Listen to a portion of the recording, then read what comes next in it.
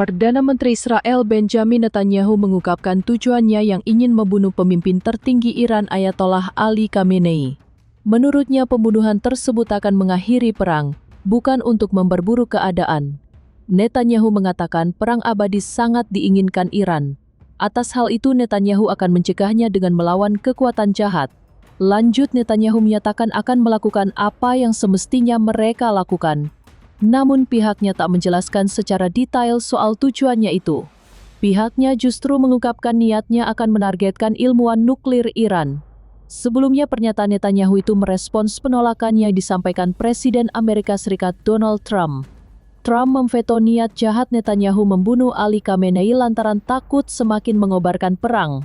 Kendati Israel merupakan sekutu kesayangan Amerika Serikat, Trump tegas menentang upaya Netanyahu tersebut.